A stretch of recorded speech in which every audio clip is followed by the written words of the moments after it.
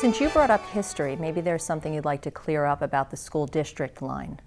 There has been a story told here, if you will, in El Segundo for many, many years now. I heard it back in the 1970s when I was teaching at Center Street here in town. The line between the Wiseburn School District and the El Segundo Unified School District is Sepulveda Boulevard.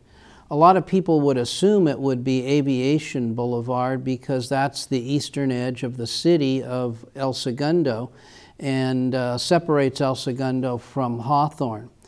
But the folktale about why that line is where it is not true. And I did research on that with the El Segundo Herald and the El Segundo Public Library. That line was actually set in 1912 to separate the districts. A Standard Land Company was designing and developing a new city, which they ended up calling El Segundo.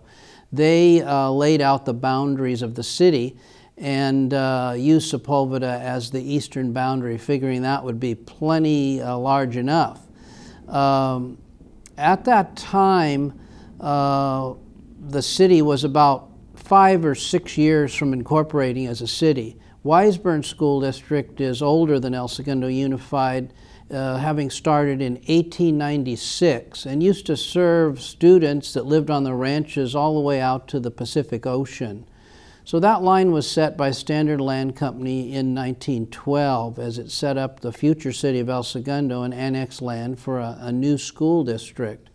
The story that's told in town is that the line is established where it is because of Japanese families who truck farmed land between Aviation and Sepulveda, and the citizens of El Segundo did not want the Japanese families to send their children to El Segundo schools.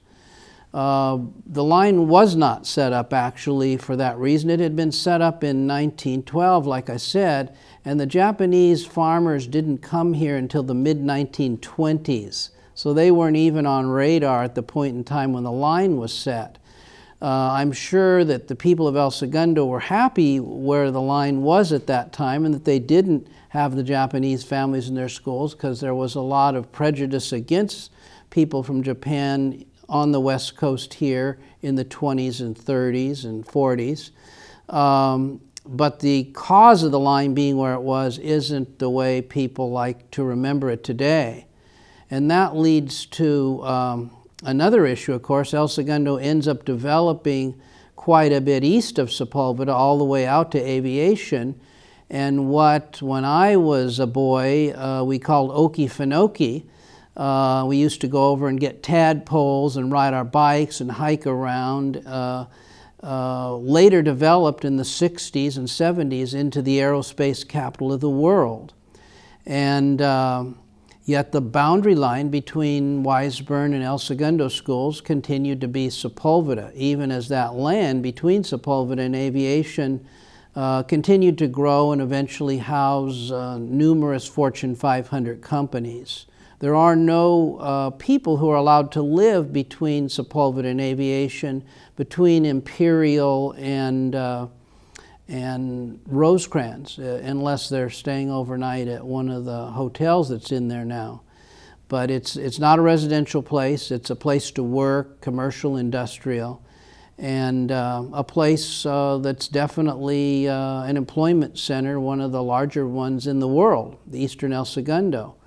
The benefit to the Wiseburn School District for having those corporations within Wiseburn's boundaries is simply limited to when a general obligation bond is offered. The bulk of the payback on those bonds goes to those large corporations or building owners in Eastern El Segundo because that's where the bulk of the assessed valuation is. El Segundo Unified doesn't have that benefit. Their one large company is Chevron, since it is west of Sepulveda Boulevard.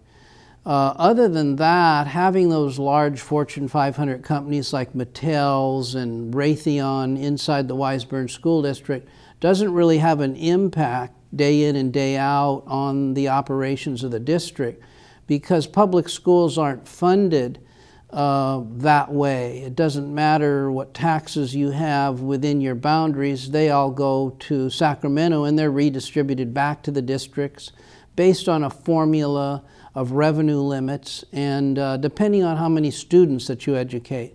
So that controversial line, why it was set, where it was set, when it was set, isn't understood by most people. And the benefits of having it one place or another, or the negatives, aren't understood very good either.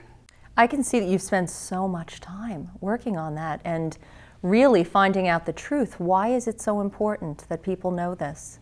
Well, I don't know that it's so important. People could go along telling that tale and probably still will, you know, for a long, long time to come. I'm just interested in, you know, history, the truth, and how things got to be the way they are. And so my natural curiosity with that caused me to read the history of the Wiseburn School District written by Jack Good in 1960, and to talk with Wiseburn's first superintendent, who lived up into his 90s, about what life was like back in the 30s, 40s, and so on through this area here. And I find that all, you know, fascinating and want to honor that heritage while at the same time building for a better tomorrow.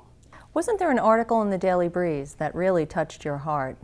It was in there in the last month or so, and written by a graduate of Dana Middle School about his boyhood days in Okefenokee and how pleasant and simple life was then in that area, and how much it had changed over time. He's 10 years or so older than I am, and when I read that in the Breeze, it was a guest editorial, I realized that was very accurate. Called him up to talk to him about it and got even a fuller version. So we all like to remember the way things were, especially if we were a part of those things. And that particular article, I thought, just rang true to me based on my knowledge and experience.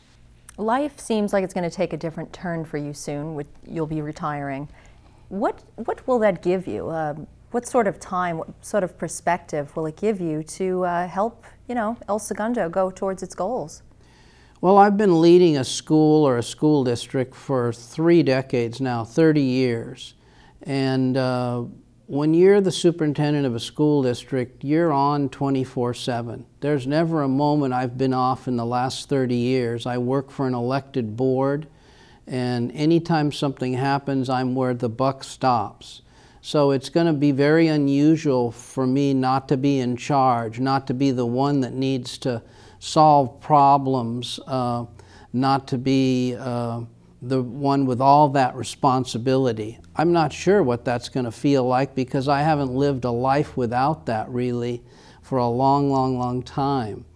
I will have a big hole in my calendar. As I looked forward past June 30th, my last day of work, I realized that, and that's why I threw my hat in the ring to run for the council when I noticed one of the council members wasn't going to run again. I thought that I could use all that time and all the education that I've received and all the leadership and management experience that I've gained to benefit a city that I love.